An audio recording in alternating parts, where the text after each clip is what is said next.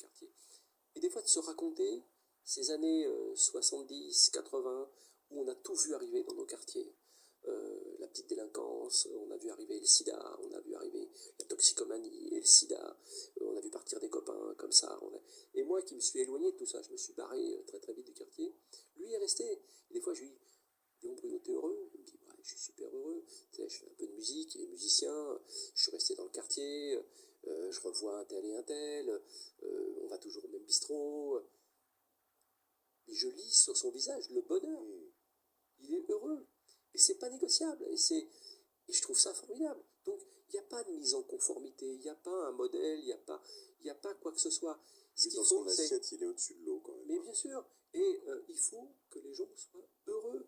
Mais on ne peut pas être heureux des fois quand on est trop contraint, trop assigné, ou à se croire assigné à des choses. Donc, la recherche de l'excellence, c'est pas une nécessité. Non, la recherche de l'excellence, elle est dans est-ce que je suis heureux et épanoui. Moi, j'ai rencontré plein de gens qui m'ont dit ah, mais tu te rappelles les Bois-Lavés? Mais j'y suis toujours. Ouais, c'est compliqué, mais nous, on n'a pas d'embrouille parce qu'on ne se met pas des embrouilles. Donc, bah voilà, ouais, je continue le sport au même endroit. Et ils n'ont pas de problème avec le quartier. Bon, ça reste tendu des fois, mais. Donc voilà, après, il faut être très. Et encore une fois, je reviens et je rends hommage à ce que m'avait appris Véronique Colucci, à dire on n'est pas là pour mettre des gens en conformité, on est là pour que les gens soient heureux. Et ce que j'ai beaucoup appris au Resto du Cœur. Ce que j'avais pas bien compris tout à l'heure. Hein, ouais, ce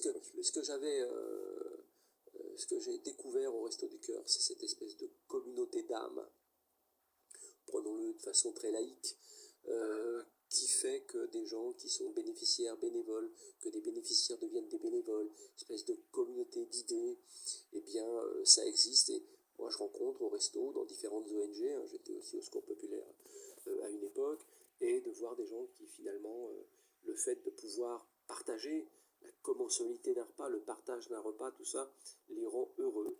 Et leur ambition, c'est d'avoir un toit sur la tête, de manger à leur faim, de rester dans l'écosystème du quartier. C'est parfaitement respectable.